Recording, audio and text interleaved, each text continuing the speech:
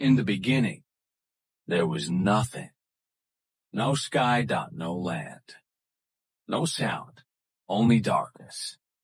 And the Spirit of God moving quietly over the deep. Then God spoke, "Let there be light." And light burst through the darkness. God separated the waters above from the waters below, forming the sky, stretching it wide across creation. The waters gathered together, and dry land appeared. Then life began to grow. Grass, trees, plants, each producing seed according to its kind. God placed lights in the heavens, the sun to rule the day, the moon to rule the night, and stars to mark time and seasons. The seas filled with living creatures, and birds filled the sky with motion and sound. God blessed them and told them to multiply. Animals were formed across the land, great and small. Then God said, "Let us make mankind in our image." From the dust, humanity was formed, and life was breathed into them. God looked at all he had made and declared it very good. On the seventh day, God rested, and the world was complete. The earth was still young, covered by water, waiting. Then God commanded the waters to move. The waters gathered together, and dry ground appeared. Mountains rose, valleys formed. The land took its place.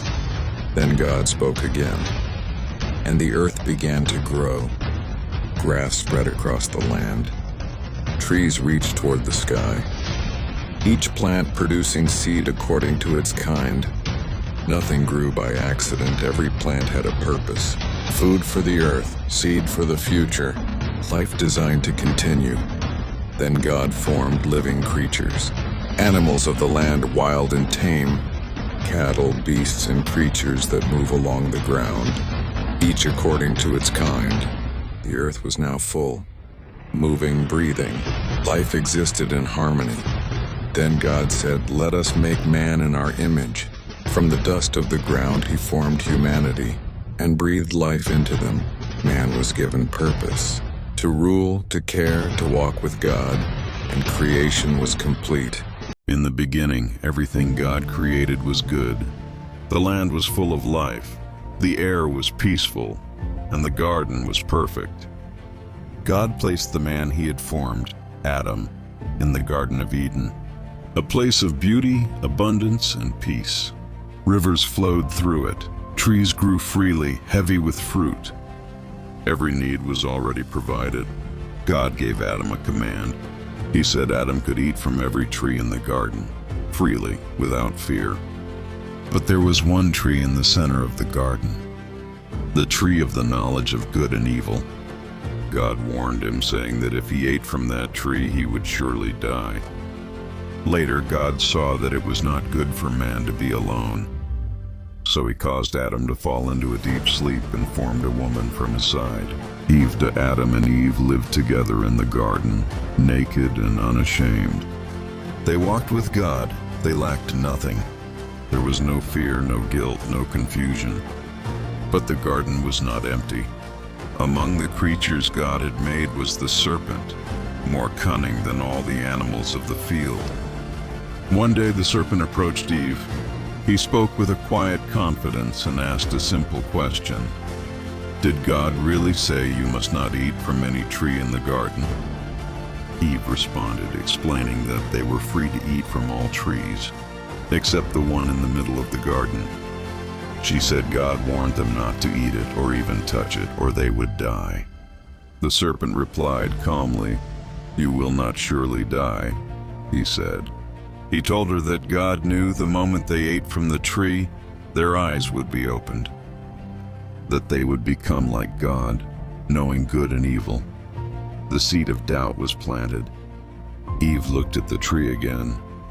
It was pleasing to the eye, good for food, and desirable for gaining wisdom. She reached out, and she took the fruit. She ate it, Then she gave some to Adam, who was with her, and he ate it too. In that moment, everything changed. As soon as Adam and Eve ate the fruit, their eyes were opened, but not in the way they expected.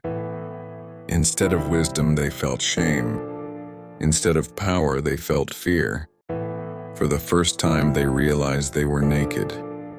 They sewed fig leaves together to cover themselves, trying to hide what they had never been ashamed of before.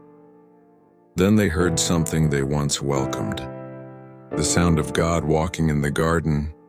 But this time, instead of running toward him, they hid. God called out, "Adam, where are you?" Adam answered from the shadows. He said he was afraid because he was naked, so he hid.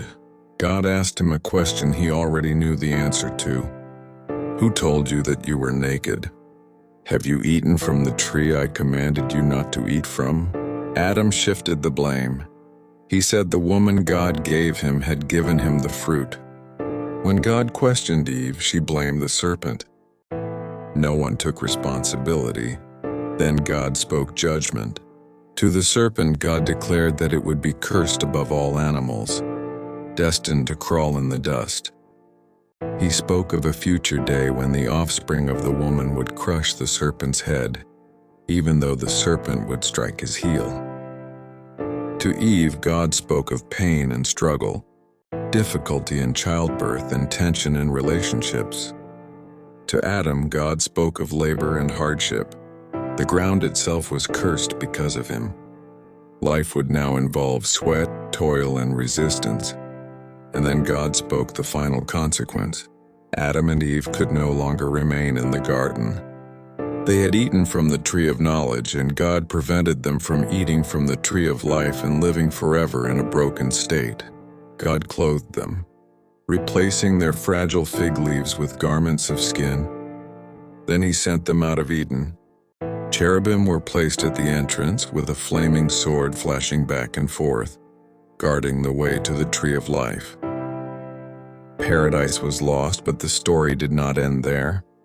Because even in judgment, God left hope, a promise that one day sin would be defeated, and what was lost in the garden would one day be restored.